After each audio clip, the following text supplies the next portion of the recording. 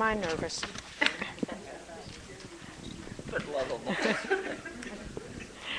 One more time, good afternoon.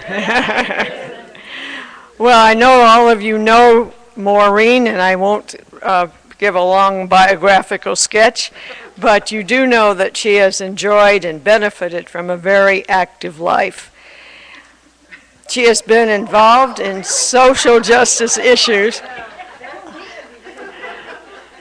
for many a year through her teaching, through her work for 20-some years at the Quixote Center, and now the radio program is celebrating its 10th year. So I think that's a great record. And at the radio program Interfaith Voices, she has been the administrator, the inspiration, and the interviewer. And then along the way, she co-authored Rome Has Spoken, which many of you, I think, read through, if not read all. And then most recent is her book, Breaking Through the Stained Glass Window, which I thought was excellent. Thank you. Maureen will have two presentations, one this afternoon at 4 and then tomorrow afternoon at 4. And today she's doing the 21st century and trends and our response. When I asked her about that, she said, that's a big order. And I said, well, it's the kind you can do what you want because it's so big. And I think that's what she's going to do. Yeah. Maureen. Okay, thank you. Okay, go ahead, Kristen. Thank you so much. Listen, it's just great to be here. It's really great to be here. Can everybody hear me okay? I generally don't have that problem. Anyway, well, as Kristen mentioned, she invited me to give this global talk on which I dubbed the signs of the times in the 21st century because, of course, we're, as most of you know, celebrating the 50th anniversary of the Second Vatican Council this month, so it seemed appropriate to use that as a title. And, of course, you could fill libraries with what you think the signs of the times in our century are. And I'm going to name 4 of them that I personally see as significant. It's not the end of my list. I could keep going, but I had to limit myself somehow. And obviously, you may have different ones. You might even disagree with some of the ones I have, and that's just fine. So I'm going to focus on 4 of them. The first of them is what you might call, what normally gets called climate change, but I'm looking at signs. So the signs for me are things like the melting of the Arctic ice, wildfires, severe drought, etc. around the globe. Now, as most of you know, I spoke on that topic at the Jubilee. So I'm just going to go through it very briefly here as the first sign of the times, because I think many of you are very familiar with that issue. And I'm just going to update it a bit and then move on, because I've got 3 others. The second one, and that's when we get to it, that handout I passed out will come in handy, has to do with growing economic inequality in the United States. And this, now you could talk about this worldwide too, but I had to limit this somehow.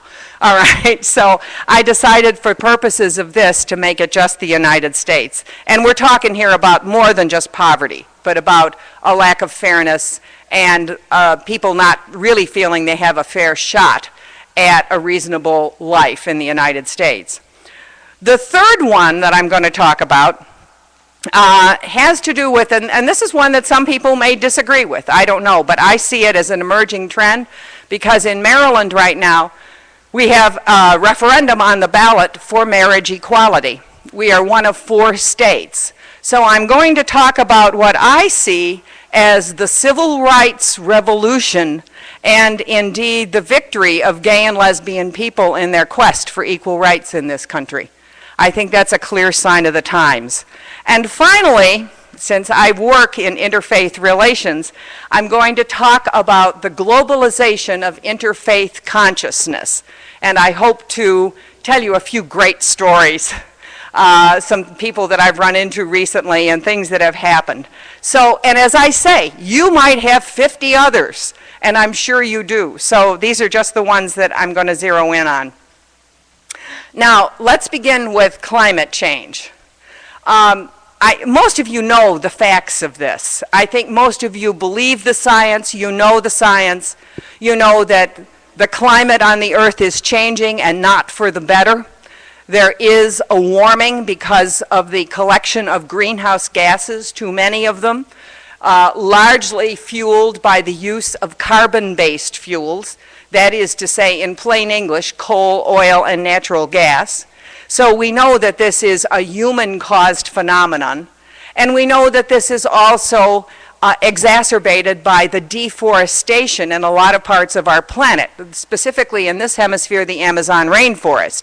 Now, of course, you're working to plant our own Amazon rainforest outside here, but seriously, that kind of initiative is very, very important in order to get more trees because, of course, as we know, plants absorb carbon dioxide, so that's extremely important.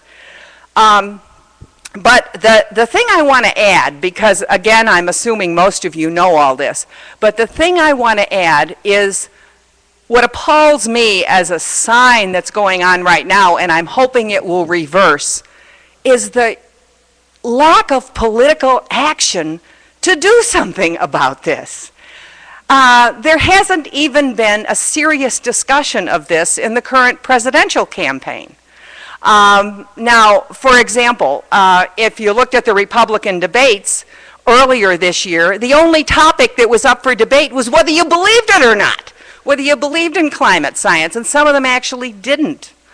Now the only thing that I heard in the current presidential debate this week was Governor Romney saying, "Oh, I love coal, President Obama. You know, what's the matter with you? You know, we need to tap all this energy. We have lots of coal." Obama never challenged him on that. And he talked about clean coal. Of course, if you know this, you know there's no such thing. All right? And then when he went after Obama as well on his investments in green energy, which is one of the best things, I think, that has happened in an environmental sense in the current administration. But again, it didn't get picked up on. On Obama's side, I was happy to see that when he gave his acceptance speech at the Democratic National Convention, that he at least did refer to global warming and climate change by saying, this is no joke. You know, wildfires are no joke. Drought is no joke. And all of these things, erratic weather patterns, are all related to climate change. But that's as far as it goes. There isn't any serious discussion of the kind of action that would actually make a difference. The things that the scientists who study this are advocating, like a carbon tax, which has actually been considered in many parts of the world, or at least cap and trade programs. And of course, I think you're probably aware, a lot of you are news junkies like I am. I don't see much of this even on cable TV, even on progressive cable TV. I don't see much of a discussion of this, and I think we need it. And of course, Congress is totally they're deadlocked on almost everything, but totally deadlocked on this. And the same is true on the international scene. There are always international conferences, and they're going to have breakthroughs, and they're going to do whatever, and they do nothing. Nothing that's substantive or binding. And yet, you know, I think as we're looking at the signs of the times, there's probably no issue which, if undealt with, could have more dire effects for the future of the planet than this. So what to do? I think it's important when we're approaching the election, vote green. I think, and if you've got, and I'm not telling you who to vote for. You can look it up yourself or figure it out. But if you don't know where, for example, your local legislative candidates stand, or your members of Congress or your senators, I recommend the website of the League of Conservation Voters, where they have at least a scorecard on everybody who's currently in the Congress, and you can find out what they're doing. Once the new Congress is seated, I think it's going to be very important to lobby strongly for legislation that's going to deal substantially with climate change and to push whoever the new president is to get serious about this at the international level. So that's an important sign of the times. Now, that's number one. My goodness, I actually did that. The second one relates to the handout I gave you. And this is the growing economic inequality in the United States. And we hear a lot about this today on the campaign trail. If you're not totally asleep as to what's going on in the presidential race or in the congressional and senatorial races, this is talked about all the time. Now, I'm not here talking about merely poverty. I mean, we are all concerned about poverty. We're all concerned about people who are vulnerable and are at the bottom. Indeed, with religious communities of women, this has always been a central concern of ours. But rather, what we call the gap, the growing gap between the top 1% and those at the bottom of the ladder. And that's what this particular chart graphs for you, I think, in a fairly stark way, where you can see between 1979 and 2007 how the gap has grown between the top 1% and the bottom 2/5, really, or the 3/5, I don't know, 4/5, I don't know what that is at the bottom, how many people, but the bottom rungs, the gap is enormous and it's growing. Now, this has real consequences. I often say when I talk about this isn't my daddy's country anymore. I can remember, I don't know about you, growing up, sitting around the kitchen table, and my dad or my mom saying to me, now, you're going to college, of course, aren't you? You're going to college. What are you going to study? Well, Dad, I think I want to be a nurse. Oh, no. You should think about being a doctor. You know, there was always the push for more education. You can get a good job. You can make it. All right? And there was that was always the assumption. Opportunity was assumed. Bill Clinton used to say, you know, if you study hard and play by the rules, you can make it in this country. Well, that's not true anymore for an awful lot of people. And we're seeing this not just in things like home foreclosures and unemployment rates, the gap in education right now that is growing in this country. I find it incredible that some young people are starting to ask whether it's worth it, economically speaking, to get a college education. And I think a lot of that is spurned by the fact that college education is very expensive. And a lot of young people are burdened by these incredible debts from student loans. And I have to tell you a story, is a young woman that I know who is very talented. She is a lawyer. She's currently teaching at a university. She has a good job, doesn't pay all that much, a professor's salary, but she's got student loans up to here. She doesn't really want to teach. She doesn't even want to do case law. What she really wants to do is help people who are trafficked, who are victims of sex trafficking. She can't do it because the nonprofits that do that kind of work don't pay enough so that she'd be able to pay her student loans. And so I think a lot of the economic situation in which we find ourselves today has stilted a lot of the possibilities for young people. And of course, I think it's interesting too to look at the history of this gap. Network, the Catholic Social Justice Lobby, has this campaign called Mind the Gap, and that gap on your paper is what they're talking about. The very first era of inequality in the United States was the Gilded Age, all right, which really lasted from after the Civil War until well into the 1920s and even into the Depression a bit. But from about 1937 to 1947, there is a period, now that's late Depression and World War II. It's dubbed by economists the Great Compression. All right, and that's when income inequality in the United States fell dramatically. Now, this is what economists attribute that to. Progressive taxation during the New Deal. In other words, the wealthy paid a greater percentage of their income in taxes. The strengthening of unions and collective bargaining. The National Labor Relations Board and the way it operated, particularly during World War II when it raised the income of the poor and the working class and lowered the wages of top earners. And the middle class society that resulted from that ran along fairly steadily until the late 1970s, the time when a lot of us were growing up and assumed opportunity. But now what you see in front of you on that chart is essentially the reversal of that. What are the results of this? I found it interesting. There's a group in the United Kingdom called Equality Trust that looked at countries where there's greater income equality versus inequality. And who knew? Well, it makes sense what they found. What does income inequality produce? Poorer physical health in people, as that is to say the society as a whole, all right? Poorer mental health, not surprisingly, greater drug abuse, lower achievement in education, greater imprisonment rates. If you think about it, all these things make sense.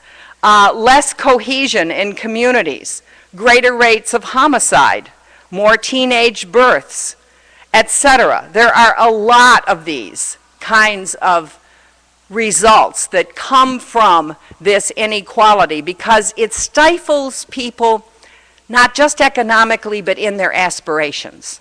And I think that that's really the key here. Now, what do you do about it? Obviously, we need to listen to the rhetoric on the campaign trail. Many of the folks, I need not tell you, who don't have jobs, some people think they're shiftless. You know, they don't take responsibility for their own lives and so forth and so on. Some people have dubbed them the 47%. All right, and most people in that category, in fact, when you actually look at who they are, a good number of them are seniors, some are veterans. A lot of them are simply people who work full-time and don't make enough to pay income taxes. But, so I think it's important to sort out that rhetoric and make appropriate election decisions. I think it's also important to look at Catholic social teaching on questions of inequality and economic justice. It's a time, you know, the 50th anniversary of the Second Vatican Council. Look at the church in the modern world again. You know, it has some wonderful, wonderful material on economic justice. I think it's important. This is what, let me say, the nuns on the bus were about. You know, I think this is one of the greatest things that and Simone Campbell, who was leading this, happens to be a friend of mine. And she not only was present with the nuns on the bus, which got the most favorable media you could possibly imagine, but did you know there were even nuns on the ferry? They found 200 nuns that took the Staten Island ferry, going after some congressman up in Staten Island who voted for Ryan's budget, actually. So I think any kind of support to people like that, to network that works on this issue, is important. I think it's also important, we're seeing a lot of this as part of this is the decline of unions and the decline of the labor movement. We need to resurrect Leo the 13th and some of the messages of Rerum Novarum and Quadragesimo Anno and the tradition in this country of supporting the rights of labor. We don't hear that enough. Even in the Democratic Party, which was the, you know, sort of the granddaddy and grandmommy of this whole movement, thanks to Franklin Roosevelt, we're not hearing a lot of it right now. Obviously, supporting measures like equal pay for equal work for women. And what I think is the most important thing we can do is work to get the big money out of politics. because those who are at the top of that bracket, who are part of that 1%, are the ones that are fueling the campaigns that would like to keep it that way. And we have got to equalize that. We need a constitutional amendment to overturn the Citizens United ruling that permitted that big money to be in politics. So those are some things we can get behind. Okay, the third one. I can't believe that I'm actually on time. The third one is what I would call the emerging civil rights victory of the gay and lesbian community in the United States. Now, this depends on your point of view. I think of this as a very positive sign. Some people may think of it as a negative sign. But there is, I think it's very clear, if you look at any of the polling data, a growing acceptance of the equality for gay, lesbian, and transgender people in civil society and in religious groups. Now, let me say, I have just finished a series on interfaith voices for which we got a grant on how all the major faith traditions of the world treat gay and lesbian people and gay and lesbian issues. So it's been really enlightening. I mean, we have interviewed mainstream Protestants, Catholics, Jews, Muslims, Buddhists, Hindus, pastors from predominantly African American churches, conservative and more progressive evangelicals, you name it, and gotten many, many points of view. Now, what I found in the course of doing those interviews, I found different points of view. If I interviewed a conservative rabbi, I remember Meyer Fund, his name was, one of them, an Orthodox rabbi, it's a sin. It is a sin, and that is the end of it, you know. An evangelical pastor told me the same thing. His friend, the other evangelical pastor, didn't agree with him. And even within Islam, you find there, again, their traditional teaching, the traditional teachings are pretty much the same, which is a fairly negative view of gay and lesbian people, or I shouldn't say people, but gay and lesbian action. That's how they see it. All right, but there's an interesting thing. There was a conservative imam that I interviewed who was against gay and lesbian activity, but he told me he had changed. He used to think it was wrong just to be gay or lesbian. He said, well, I read the science and I'm convinced that's not the problem. There's growth there. I mean, this is very interesting. And I think most of you know that if you move into mainstream Protestantism, certainly the Episcopal Church has had the royal fight over this, but also the Lutherans and the Presbyterians have made significant changes in terms of welcoming openly gay or lesbian clergy, and in some cases, at least in the Episcopal Church, performing same-sex unions. All right? And the same thing is true of Reform and Reconstructionist Judaism, which are the more progressive parts of the Jewish community. And just this year, while I was in the middle of the series, the conservative Jews did the same thing. It's only the Orthodox that are different from the majority of Jews in this country on that issue. So it's really interesting to see the growing acceptance in religious traditions.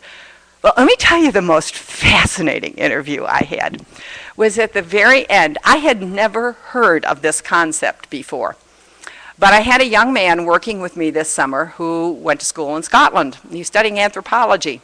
And he said, well, we should, don't you know, do an interview on the third gender. I said, the third gender? What's that? I thought there were two. You know, and so what we discovered was that if you study Pacific Island people, many Native American tribes and nations, and many indigenous peoples, there were people born in those communities who were of an ambiguous sexuality when they were born, either because of genetics or whatever, but ambiguous, or they were gay or what we would call gay or lesbian. Or somebody we might think, if they were in the contemporary world in the United States, might decide to transition their gender. Well, what we discovered is a lot of those societies didn't discriminate against those people. In fact, they looked at them differently. So it gave me the insight, well, you don't have to do it the way it's always been done in the Abrahamic faith. What they did is they thought, well, they must have the wisdom of both men and women. So we will make them shamans. And so they became, in many cases, the religious leaders in their local communities. I just found that absolutely fascinating. Also, if you read the polls in the United States, and I'm sure some of you are familiar with this, the polls have been changing rapidly on this issue. This is why when I know I stunned even Janine Gramick a couple years ago, who works on this, when I said, Janine, you won. And the reason is young people are overwhelmingly in favor of gay and lesbian rights. The under 30s, the millennials, as the polling people call them, favor same-sex marriage, favor same-sex equality in overwhelming numbers. And as these people get to be adults, then the opposition to that is going to subside. And that's true in most of the religious groups. You might be interested to know, I looked up the statistics. There's a polling outfit I use now and then called the Public Religion Research Institute, found that about 59% of college-age millennials favor the legal marriage of gay and lesbian couples, compared with only 37% against. That's a 22-point gap. That is enormous. You might be interested to know this. This blew me away. That which denomination in the United States do you think is the most favorable towards same-sex marriage in the polls? Roman Catholics. Can you believe that? I couldn't believe it, but I looked it up. Roman Catholics. Well, you know, to pollsters, we're notorious for not following what the bishops say. I mean, as you probably know. And so, yes, I mean, when you look at the polling data, Catholics lead even Episcopalians in that, now by 1 or 2 percentage points, but I find that quite fascinating. And there are other signs of progress, I think. You had President Barack Obama coming out in favor of same-sex marriage this year. And you can be sure that there were political discussions behind the scenes as to whether this was a very intelligent and bright thing to do. You know, will it hurt his election? He undoubtedly decided it would not. Okay, now he's been in favor of it all along, even though he says he's evolving. He was at one end of the evolution all the time, I think. But close on the heels of that comes the NAACP, National Association for the Advancement of Colored People. And now people in the black community, where there has been, let me say, a real cultural barrier to this, I'll tell you what the black ministers told me it was. It blew me away. But you had people like Al Sharpton, Reverend Al Sharpton, who's now a TV host. He came to Maryland to support the Marriage Equality Amendment. We have, Maryland is about 30% African American. We have a very large African American population in the county in which I live. And so someone like Al Sharpton coming and saying that makes an enormous amount of difference. So things are shifting on all kinds of fronts. But parenthetically, let me say, I asked the black ministers, I said, you know, you guys are mostly Baptists, or women in some cases, mostly Baptists or evangelicals, and so there's that theology that you depend upon. But it seems like your opposition is stronger than that. Is there something going on culturally? And it was kind of enough to make you cry. What they said was, yes, we trace it to the days of slavery. And they said, and I'd never heard this before, they said not only were black women slaves, commonly raped and sexually abused, but so were black men. And they were often made, quote unquote, sexual toys. And so that got, that came into their minds as a deprivation of manhood. And so that has carried down in the African American community. Now, I think there is certainly a movement away from this. I certainly know African American pastors that now support marriage equality in Maryland and in other places. But that's a harder thing to change, that kind of memory and that kind of suffering. Let me just say, if you're not following this issue closely this year, There are marriage referenda, marriage equality referenda on the ballots in 4 states.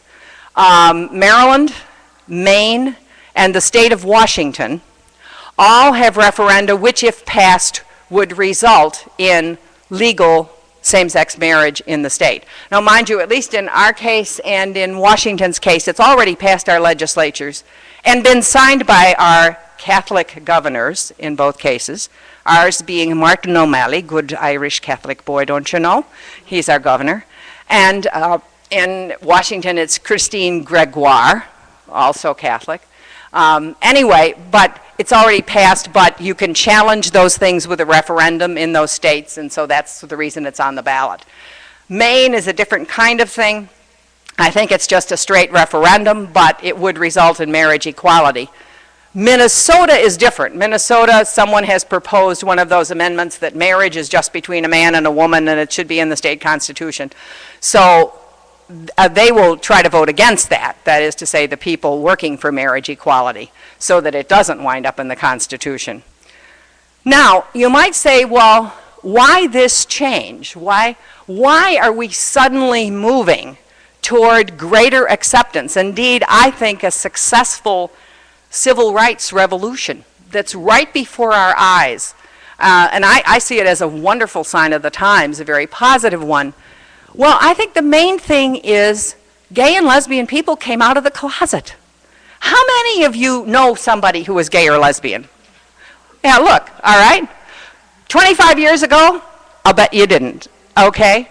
And so a lot of it has to do with what some of the political pollsters say is your Aunt Susan or your cousin Joe or your old classmate Brian or whatever. You know someone and you think, oh, really? You're gay? Gosh, you look normal to me. You know, I mean, it's the kind of reaction that we've all had, and that has made an enormous difference. Plus, of course, the movement has been in place.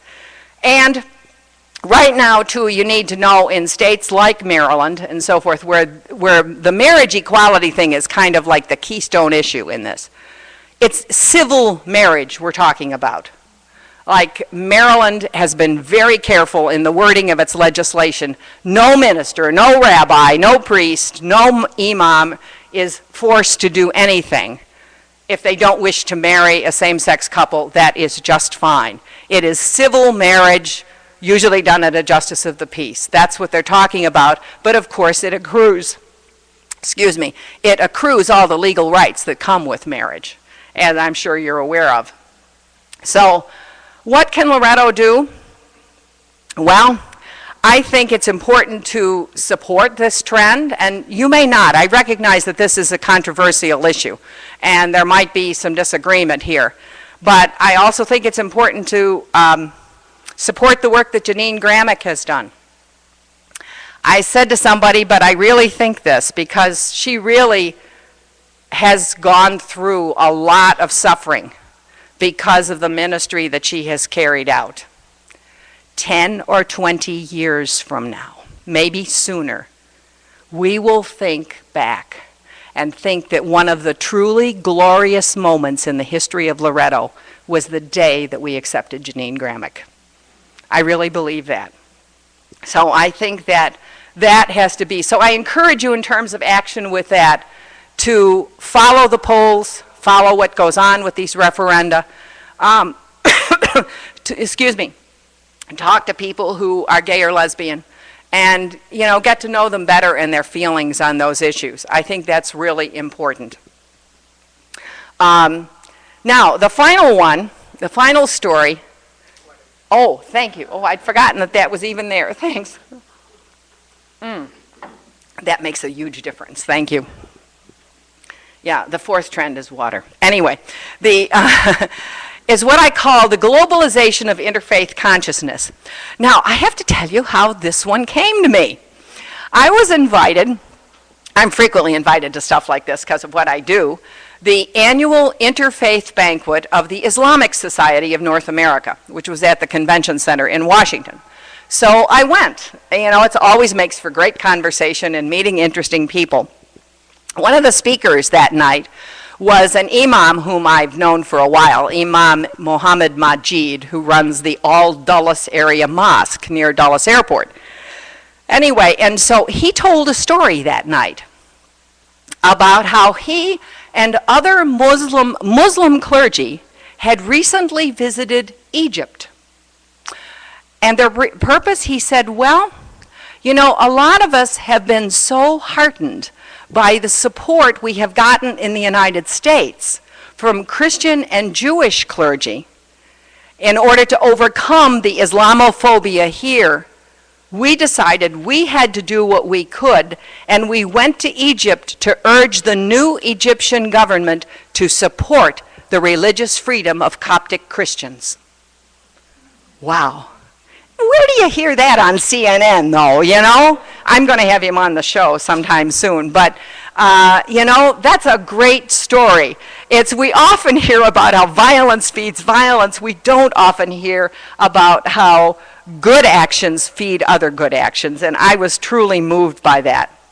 And, of course, when I talk about interfaith consciousness, we always hear about the negative side of that. We hear about that ridiculous and insulting movie, that movie trailer, you know, on the Prophet Muhammad, which, you know, is insulting to anybody who knows anything about Muhammad, quite frankly. And, of course, it fomented all kinds of violence. We hear about the negative effects when some person who is not only bigoted but stupid killed all those Sikhs in Oak Creek, Wisconsin at the Gurdwara. You probably know about that. You know, some people still think Sikhs are Muslims, and they're not.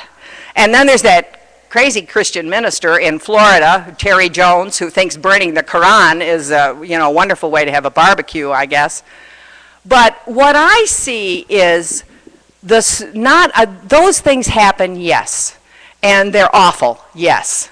But what I see is a gradual and global realization that the problem is not the faith tradition involved. It's not Islam. It's not Judaism. It's not the Christianity of the guy who likes to burn the Quran. It's the fanatics in all of those religions, and particularly those who would like to use religion as an excuse to foment violence, all right? And let me just say, you know, recall that in Christian history we have a lot of examples of this, you know? You can, when you go back to the 16th and 17th century, there were wars of religion in Europe, and there wasn't Muslims, it was Catholics and Protestants that were fighting each other, and pogroms against the Jews and all that sort of thing. But what I see, and this is because of the work that I do, and I hope I'm not being too Pollyanna-ish here, but a growing positive interfaith consciousness at a global level. I'll give you some examples here. The people rallying to help those Sikhs in Wisconsin were not just Sikhs, they were everybody. The people of Egypt and the people of Libya, I meant to say the people of Libya rallying in support of the Americans after the death of Christopher Smith. You know, that got very little media coverage. You probably know that those deaths are not assumed to be in response to the movie anymore. They're assumed to be an Al-Qaeda attack. But nonetheless, the people of Libya and the Muslim leaders of Libya and Egypt and other countries have condemned the violence, whether it's Al-Qaeda or whether it's in response to the movie. That is progress, I think. Then, every year, I have the great honor of being the moderator of what's called the Unity Walk in Washington, D.C. There's also one in New York City. Hundreds and hundreds of people of faith, and I do mean all different peoples of faith, come together and literally for an afternoon walk down Massachusetts Avenue, where there's every conceivable kind of house of worship that you could ask for. We start out at a synagogue. We stop at a mosque. There's the Washington Cathedral. There's an Orthodox church. There's a Buddhist temple. And we stop at the Vatican Embassy, which always serves us cookies. I'm always glad they do that. They have pretty good cookies, too, let me just say. And then we wind up, so fittingly, at the statue of Mahatma Gandhi. It's a beautiful, beautiful day. I think about the time I was invited to the U.S. Institute for Peace. Why? To moderate a discussion between a Christian minister and a Muslim imam from Nigeria, where there's a lot of Christian-Muslim strife right now. I don't know if you know that. But these two, who used to be combatants, have now decided to come together and work for peace between their religious groups in Nigeria. And they're going around helping other people. I think about somebody I just interviewed just this week, Ibu Patel in Chicago. I don't know if that, and he's the founder and president of the Interfaith Youth Corps. He brings young people into the interfaith movement, particularly in colleges, not just to talk to each other. He gets them working on projects like environmental projects or something for poor people. And then they sit down and talk about what in their faith tradition moves them to do that. It's a much deeper level of understanding.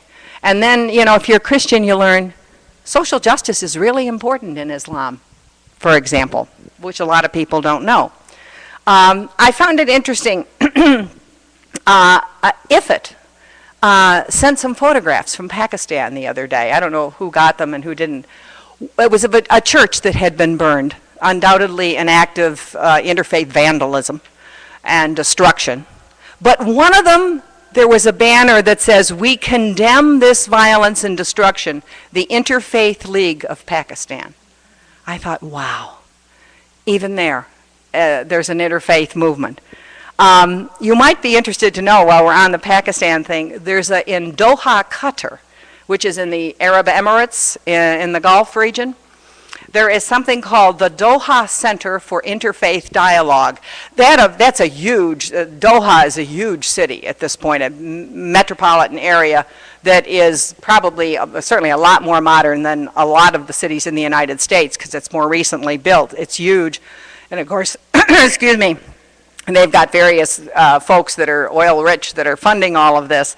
But they issued praise, I caught this, for Bishop Joe Coots of Pakistan. Remember, he worked with our sisters in Faisalabad, and he has recently been named the Archbishop of Karachi. Why did they praise him? Because he is such an important interfaith leader in Pakistan. Wow, okay. And then one time I had the great privilege of interviewing Madeleine Albright. This was really, I have to tell you this, I was like thrilled. You know, here, one of the most significant people I had ever booked for an interview who'd actually agreed to do it. So I got on the phone and I was about to tell her how honored I was to interview her, and she didn't let me get the first syllable out. She said, "Oh, Maureen, I am so honored to be on your show." I said, "You're honored to be on my show?" What, you know? She said, "I listen to you all the time." Who knew? You know, you never knew. But, you know, she was one who understands the importance of religion and international diplomacy and pushed the diplomats when she was the Secretary of State to learn something about religion. She was appalled that they didn't have to know anything about the religious structures in the countries where they served. And now there are people at the State Department that are actually assigned to interfaith dialogue. How about that?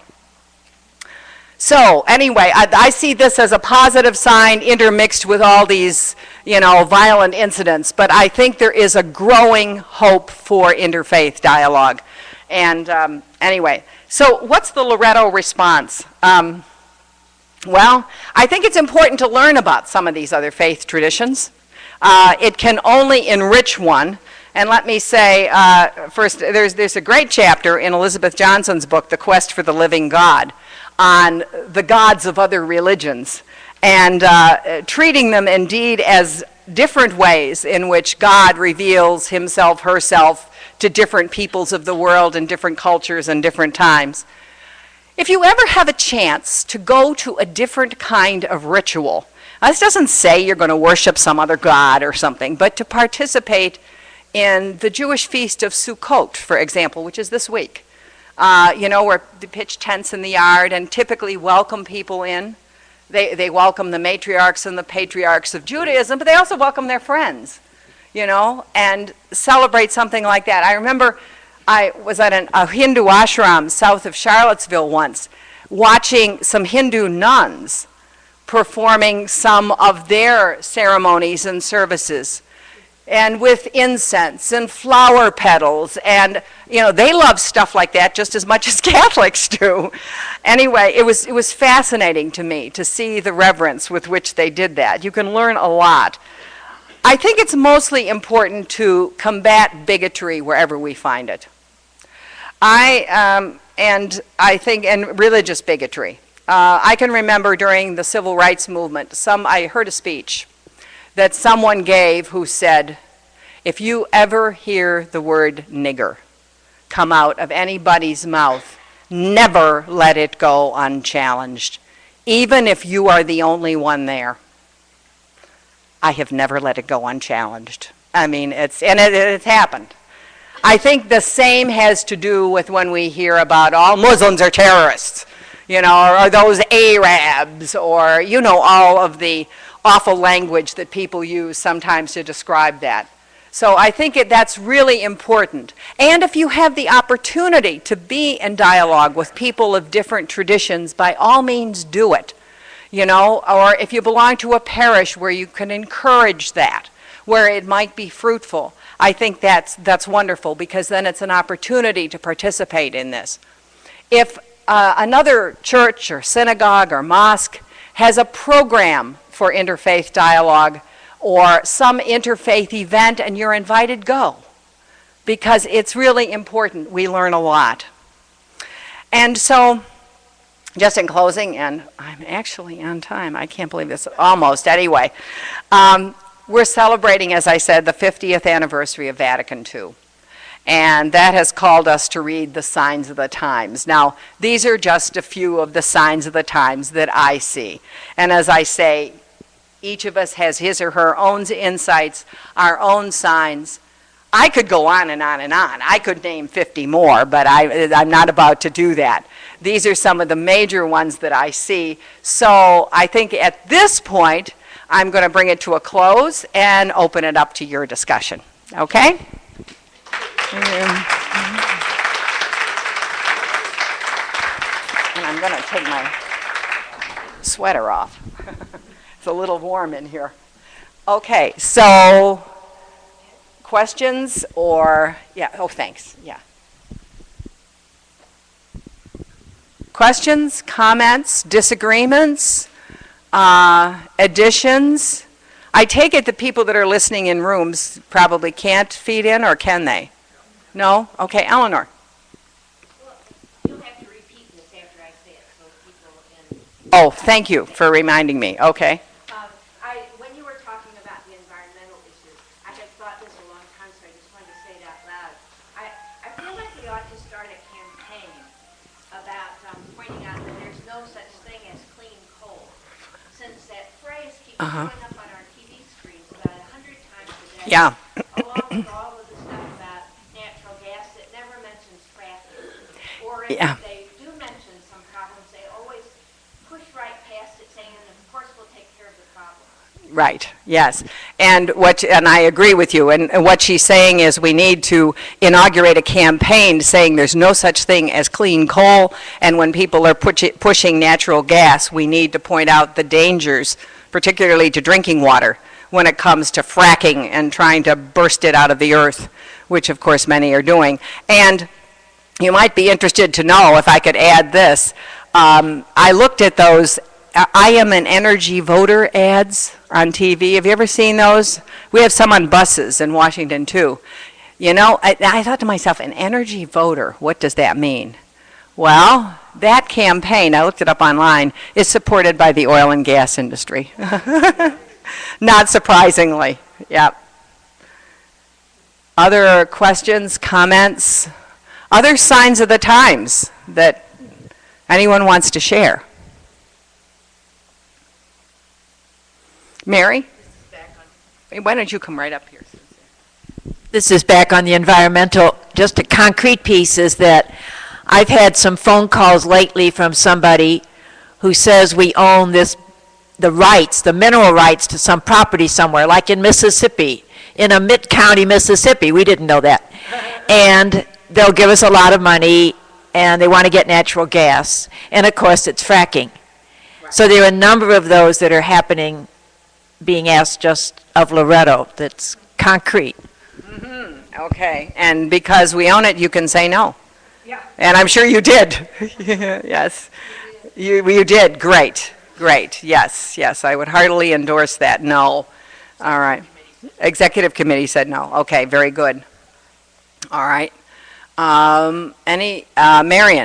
Well, you can repeat this. The debate that we heard just recently between Romney and Obama, Mr. Romney kept talking about, we're all going to be able to have clean coal. We're all going to be able to have clean coal. Mm-hmm. It seemed to me he said that more than once. Yes, he did. Romney did. In the debate, he said, I love coal, and it's clean coal. And yeah, and of course, that's just, there isn't any such thing, no. And, they're both looking for the votes in the coal country. So therefore, Obama didn't correct him. But,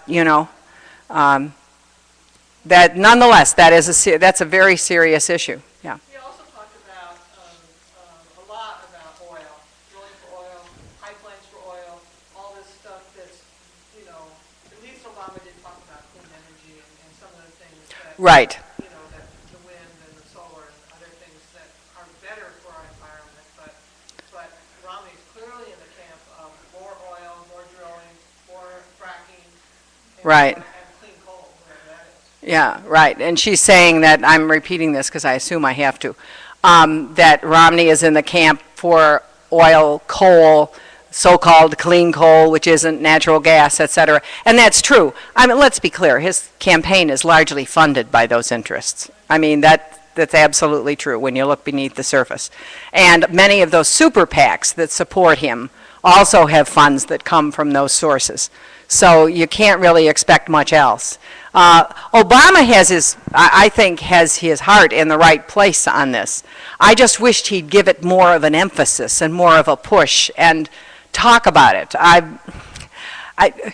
Sometimes I think he's too professorial, but sometimes I wish he'd be a little more professorial when he'd come out and give people a lesson on climate change and say, look, this is the situation and we need to do something about it. But anyway, he's not going to do that during the campaign, I can guarantee you that. Yes? Maureen, we burn coal here. What implications does it have for what we're doing? Right, yes, I know. There's a coal-fired plant at the Motherhouse, she points out, yes. Well, we have to figure out a way to convert it to something else. And I know that there have been efforts and studies done. I'm not sure where they're at, but certainly that is not a favorable kind of thing to continue when it comes to the climate. Wait a minute. Somebody want to dovetail on that? Yeah, sure. Yeah, oh, that's good, yeah, if it's going to be lengthy.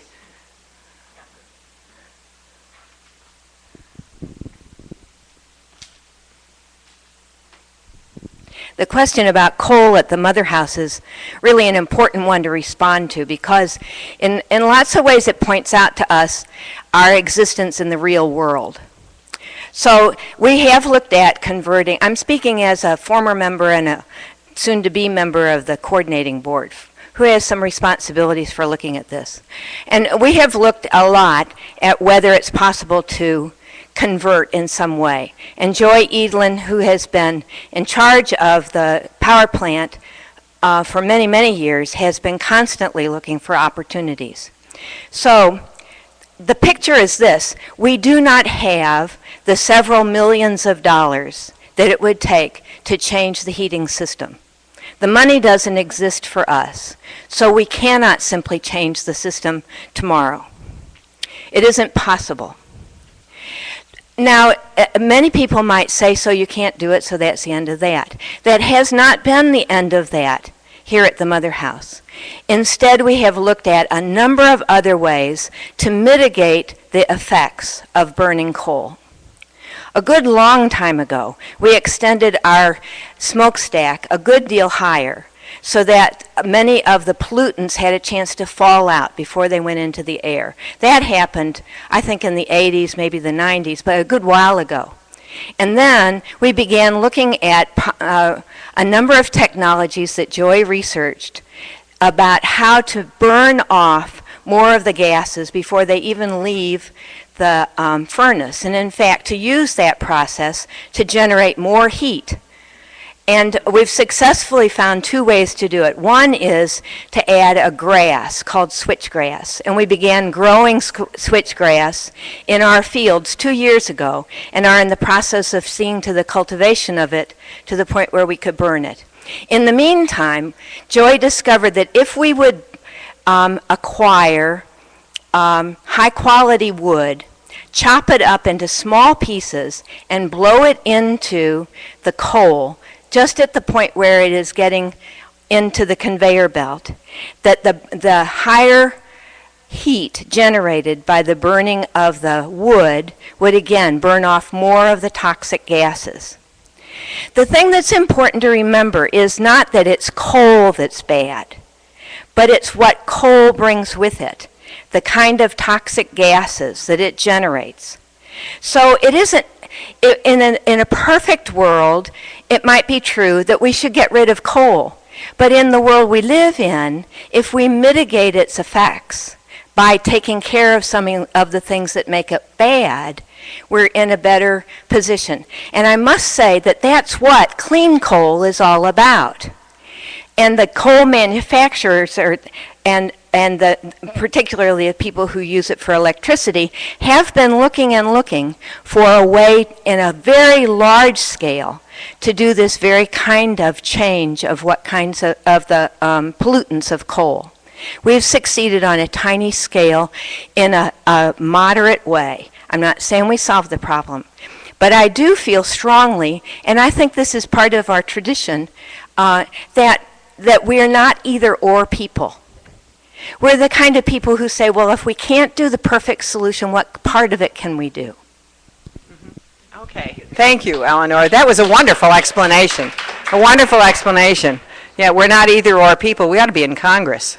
You know, maybe we could move them to do something. I mean, anyway. Okay, yes, Kristen? Yeah, come on up here. A hopeful sign of the time that I see is the whole movement toward networking with others who are similar concerns or for whom some issues are very important. And I see that across the board. I was impressed in everything that you said about what can we do. It was some kind of networking with others. And I think, you know, we're no longer able to do it, or we've never been able to do it alone. But I think we're really recognizing that, and so many issues that I still go back, and I think many do, to that film that we had 2 years ago now, with the whole screen of networking groups. It just kept rolling, and that has just stayed with me so long, and I think it's really a movement that's in progress. Yeah, I think it's so important to do that, and there are so many wonderful groups out there that, depending on what your issue is, what your interest is, that can be networked with on all of these issues. And you're right, in the whole world, yeah, many of them are not just domestic groups, for sure. Certainly not in the interfaith world, they're not just domestic groups. Okay, any other comments, questions? Yes. Thanks. At the debate the other night on foreign relations, China got hit repeatedly, and I didn't know. I thought, I don't like that. Uh-huh. All right, she's talking about China and foreign relations. Well, first of all, that wasn't supposed to be a debate on foreign policy. That's the next debate, when presumably you're going to hear more about China and none of it is too good. It has to do with currency manipulation, I think, all of which is a world I do not understand. Now, Mary may know, no, you don't know much more about this. Anyway, but it has to do with trading practices and currency practices and so forth. But I mean, we have to be realistic. China is probably one of our largest trading partners in the world, and an economic power that is probably second only to ourselves at this point. So it behooves us, I think, to have decent relations with the people of China. This is not, when I think about the China I knew as a child, as a kid, when you think about the 50s and 60s and how tight Chinese society was. And now Chinese people are traveling the world over. They have a whopping developing middle class all over the place. Yes, some of their products are not very well regulated, etc. But it's, it's very interesting to see the change that has taken place there. I certainly would not want anyone who would, it's fine to challenge China, I think, on some of these practices, but not to undermine what has been a decent relationship with China. Although the world is full of people playing chess and checkers with this. Let me just say that a couple of years ago I had the honor of going to Vietnam with an interfaith group looking at the continuing effects of Agent Orange, particularly on the children there. Horrible. But what I realized when we talked to the officials of it's now just Vietnam, they're really interested in friendship with the United States. Why?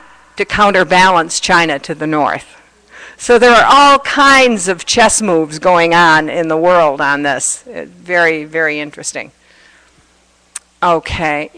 Yes, Sandy. It's a rather frivolous question, but considering that you interview people all the time for your job, how did you think Lair did the other night? How did I think Jim Lehrer did the other night? Well, let me just say my former Loretto volunteer now works with him at the PBS NewsHour, Ellen Rolfes. Yeah, we've been supplying PBS, it seems like, with people. Anyway, let me just say, as somebody who hosts things all the time, I sort of felt for him. Because this was a format that had not been tried before for the debates. They were trying to get some kind of a conversation going, but there was no mechanism to shut anybody up. There was no time clock, there was no buzzer, there was no anything like that. And I thought, he tried as hard as he could. One might wish he had done a little bit better, but I think he was in a very difficult situation.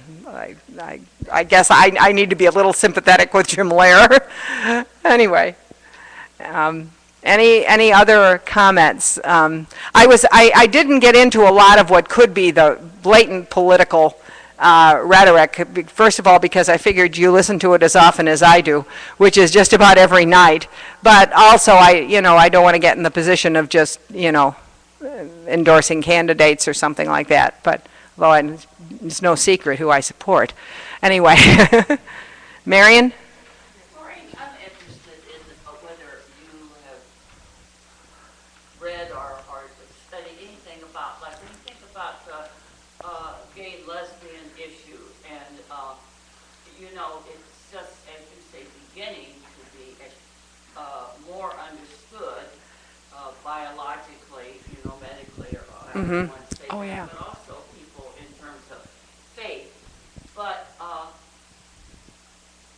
when I listen to news and I hear about some countries that are just, would be so dangerous for anyone. I have a young friend that I think about who would love to travel except looks so gay. And I think, it would be dangerous to go to so many Uganda, for example. countries Yeah. because they are even worse than our culture. Yeah.